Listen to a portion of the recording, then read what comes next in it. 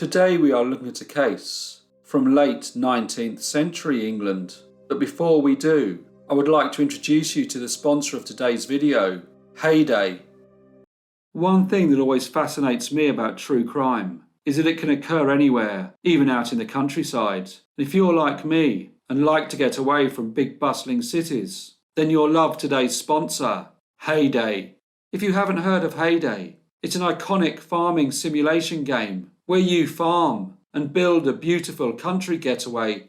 I like to play after hours of editing, and I use it to unwind and escape from everyday life. It has been played by hundreds of millions of players and is free to download on the App Store and Google Play. My favourite thing to do in Heyday is collecting the day's harvest, but there are some mysterious things happening on the farm, like what's up with the pigs that don't die after giving bacon, and what is Greg doing all alone in the farmhouse? Is he hiding something? If you ask me, it could be a perfect place for a crime to happen.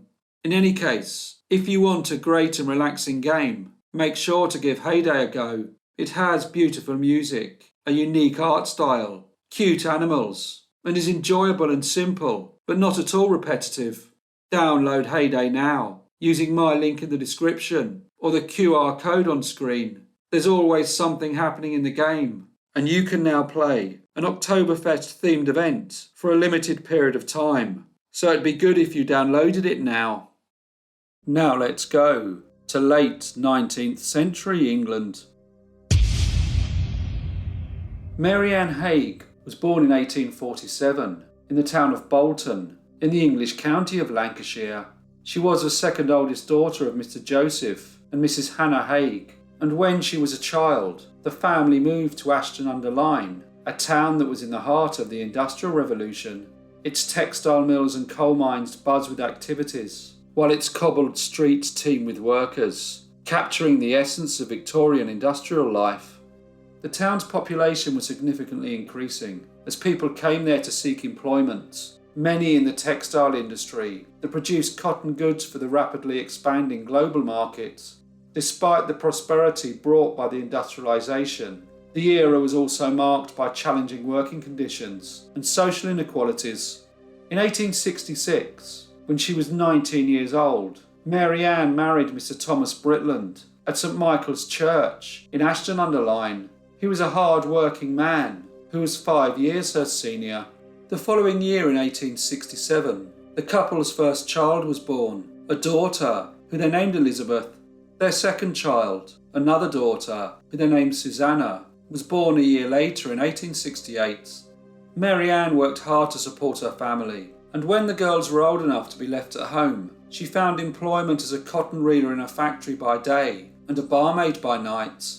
The couple rented a modest residence, and by the mid-1880s, they'd established their home at 92 Turner's Lane. It was a charming property, marred only by a persistent mouse infestation. During this period, Mary Ann and her eldest daughter were employed at Fisher's Mill on Turner's Lane, while Thomas juggled work as a cart driver and a barman at the Heaps Vaults public house. Meanwhile, their daughter Susanna, who was now 18 years old, worked in domestic service at a large house in the nearby town of Oldham. In the late 19th century, the Britland family, like many others of the era, had taken out small life insurance policies with the Prudential Insurance Company. These policies were rather modest, but served a practical purpose. Victorian families often used these policies to cover funeral expenses in the event of an unexpected death, or to provide economic security and protect against the uncertainties of the time. In February 1886, there was much speculation in the neighbourhoods about the close friendship between Mrs. Mary Ann Britland and Mr. Thomas Dixon, a married man who lived nearby at 128 Turner's Lane. It seemed that the whole street was gossiping about them, so somewhat inevitably, Mary Ann's eldest daughter, Miss Elizabeth Britland, soon heard the rumours, and she too became suspicious that her mother may be involved in an improper relationship with Mr. Dixon. On the 7th of March, just a few days after she had found out about the rumours concerning her mother's indiscretions, Elizabeth became ill. Mary Ann nursed her, but her condition did not improve. The following evening, Elizabeth died. Curiously, no formal inquest was conducted following her death. Instead, the family doctor, named Dr. Thompson, issued a death certificate attributing her passing to symptoms of vomiting, convulsions, and heart spasms. Mary Ann managed to secure a £10 insurance payout in the wake of Elizabeth's death. During that era, it was customary for an experienced woman, often someone who had dealt with the deceased and the dying for many years, to undertake the solemn duty of laying out and preparing the body while funeral arrangements were made. Mrs. Sarah Lloyd assumed this role, and it was under her watchful eye that she made an intriguing observation. Elizabeth's hands were tightly clenched. Notably, this particular detail had gone unnoticed by the doctor.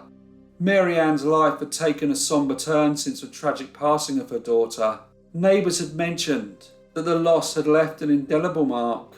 They had noticed that in what they believed must have been her way to try and find some solace and normality, that the poor lady was working every day that she was able, probably hoping that the routine of life might offer some respite for her grief. On the 30th of April, Mary Ann went to the shops and made an unusual purchase at Kilvington's, one of the town's trusted chemists. She bought Hunter's infallible vermin and insect destroyer. To the casual observer, it seemed like a harmless acquisition, just another attempt to rid her house of the mice that had for so long been such unwelcome visitors to her home. That evening, as the shadows lengthened, the atmosphere in the Britland residence remained subdued. Thomas returned home. He was a man who had been weighed down by sorrow, and like his wife, had also tried to bury his grief in hard work. However, something peculiar began to unfold that evening. Thomas, a stalwart figure, started displaying symptoms eerily reminiscent of those that had affected their late daughter Elizabeth. His condition deteriorated rapidly, and tragically, just 3 days later, he died, succumbing to the mysterious and relentless symptoms. In the wake of Thomas's passing, a physician named Dr. Tucker was summoned. Dr. Tucker, however, made an unexpected diagnosis. He stated that Mr. Thomas Britland, a previously healthy man, had died of epilepsy.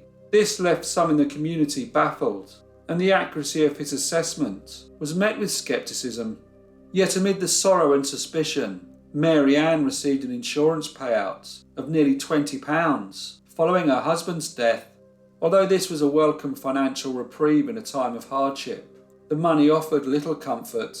It was the unexpected but welcome friendship of Mrs. Mary Dixon, who helped her with the loss of Thomas.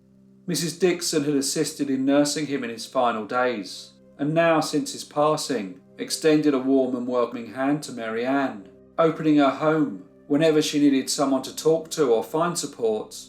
She was a kind and considerate lady who always saw the best in people and displayed great empathy towards Mary Ann's situation. However, on Thursday the 13th of May, Mary Dixon fell seriously ill. She began to exhibit symptoms strikingly similar to those that had affected Miss Elizabeth and Mr. Thomas Britland. Dr. Thompson was sent for, but despite his best efforts, in the early hours of the 14th of May, Mrs. Dixon died. Dr. Thompson, who had visited her in her final hours, attributed the death to abdominal spasms.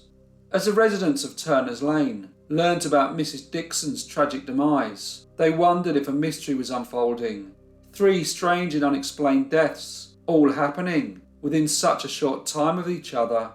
Mrs. Lloyd, the individual entrusted with the solemn task of preparing the deceased for burial, became suspicious when she realised the eerie resemblance of Mrs. Dixon's body to those of Elizabeth and Thomas Britland. All had died while clenching their hands.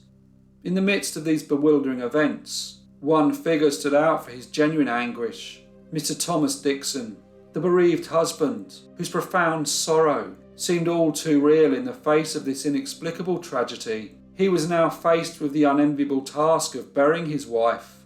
He sought the assistance of a man named Mr. John Law, a local cafe owner, who he asked if he would arrange for catering at his wife's funeral. Consequently, on the 15th of May, Mr. Law made his way to Mr. Dixon's residence in order to discuss the details of the wake. However, the already mysterious sequence of events took an even more confounding turn when Mr. Law arrived at 128 Turner's Lane, only to be greeted not by Mr. Dixon, but by Mrs. Mary Ann Britland. He began by extending his condolences for the losses Mary Ann had endured, offering sympathy for the deaths of her husband and daughter. Then he turned to Mr. Dixon, expressing his heartfelt condolences for the tragic passing of his wife. However, before delving into the sombre task of discussing funeral arrangements, an unexpected and unsettling topic surfaced: poisoning. Mary Ann's inquiries caught Mr. Law off guard, leaving him intrigued at the sudden interest in Miss Dark's subject. He couldn't help but wonder what had prompted her to engage in such an unusual line of conversation. It was during this unsettling exchange that Mary Ann revealed a troubling secret. She had indeed purchased Rodent Killer, a revelation that she had concealed from her late husband, Mr. Thomas Britland. Mr. Dixon was also very surprised and could not believe what he was hearing. His reaction was nothing short of astonishment. The fact that Mary Ann was so openly discussing poison left him deeply perturbed. He now wondered if his wife's death may have been caused by something more sinister than first thought. Soon after, these suspicions were reported anonymously to the police. With the need for clarity, authorities swiftly arranged for a post-mortem examination, a procedure that was conducted within the confines of the Dixon residence. It was a grim affair, as various organs were meticulously extracted and then dispatched for thorough analysis, each step casting a deeper shadow of doubt and intrigue over what may have caused Mrs. Dixon's most untimely death. When the pathologist's findings were revealed, it sent shockwaves through the community. Mrs. Dixon's body contained lethal levels of both arsenic and strychnine, the very same toxic components that were found in Harrison's vermin killer. The revelation was nothing short of chilling, and it was the opinion of the police that while Dr. Thompson had initially attributed the death to abdominal spasms, it was becoming increasingly apparent that something far more sinister had played a role in Mrs. Dixon's demise. In the close-knit community, whispers and rumours flowed freely, and the atmosphere became charged with intrigue and speculation. This increased when the news broke that Mrs. Mary Ann Britland and Mr. Thomas Dixon had been arrested. The police looked further into Mary Ann's seemingly innocuous purchase of Harrison's vermin killer. To further compound the chilling revelation, they also discovered that in addition, she had also procured Hunter's infallible vermin and insect destroyer, which contained other poisons. She said that she had only bought these products in order to tackle the relentless mice infestation that was plaguing her house, but it seemed that the true intent behind them may have been far more sinister. Chemists kept a poison register where they had to obtain a name and a signature whenever someone sought to acquire such a potentially lethal product. Mary Ann's purchases had not gone unnoticed, and all had been recorded. The authorities ordered that the bodies of Miss Elizabeth Britland and Mr. Thomas Britland should be exhumed and autopsies conducted. After many hours of questioning at Ashton-under-Lyne police station, Mary Ann's resolve wavered. Faced with the weight of her actions and the mounting evidence against her, she could no longer conceal the truth. In a stunning turn of events, she offered a full confession, her words trembling with the burden of her dark deeds. In her harrowing confession, she laid bare the sinister chronology of events that had led to the deaths, not only of Mrs. Dixon's, but also her own daughter and husband. She revealed that her initial motive was a desperate attempt to silence her daughter Elizabeth, who had grown suspicious that she may be conducting an improper relationship with Mr. Thomas Dixon. Fearful that Elizabeth might expose the sordid truth to her husband, Mary Ann resorted to poisoning her. But her confession did not end there.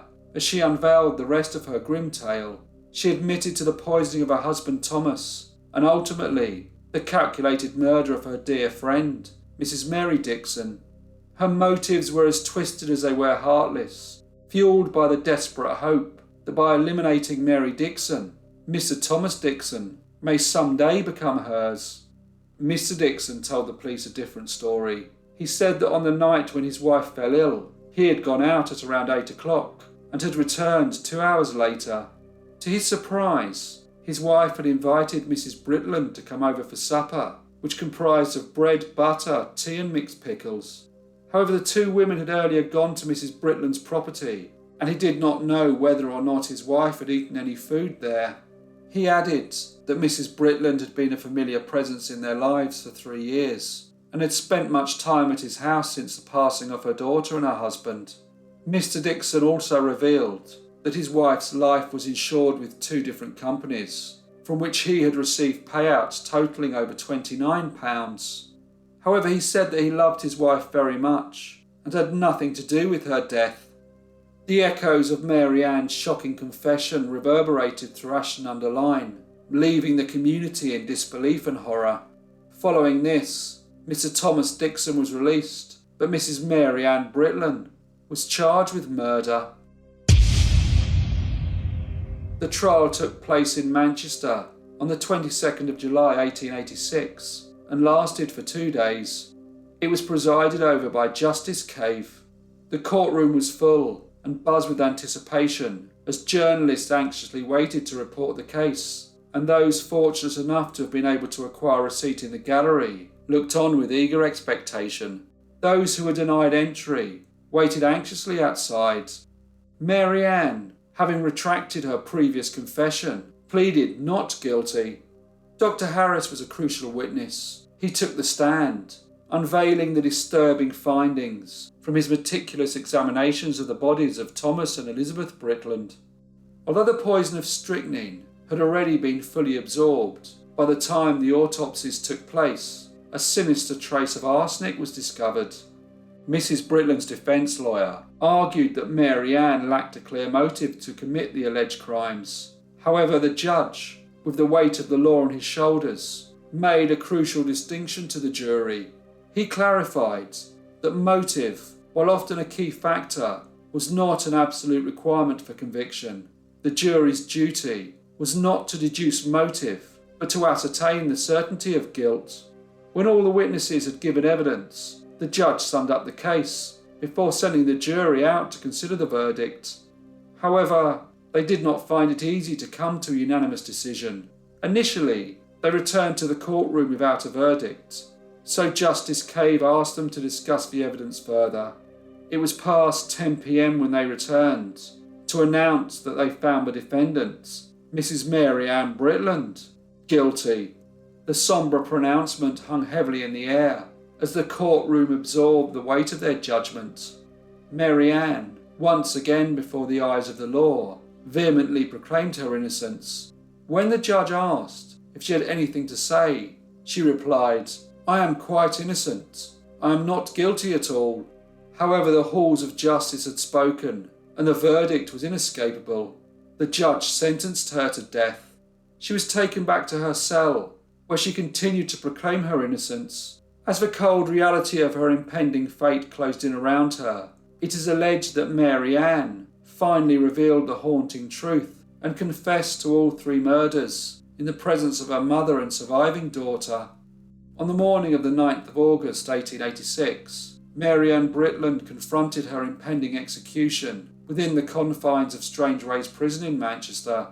She was in a state of collapse and required the support of 2 female wardens to assist her in the long walk to the gallows. Her desperate pleas for mercy filled the air as she was prepared for the inevitable. When the time came, 2 male wardens took over, and with a signal from the executioner, Mary Ann was hanged. She was the first woman to be executed at Strangeways Prison. Hello everyone, and thank you so much for listening. Please remember that to download Heyday, just click below in the link in the description or scan my QR code. Please leave any comments or feedback you may have, and I hope to see you all again in the next Brief Case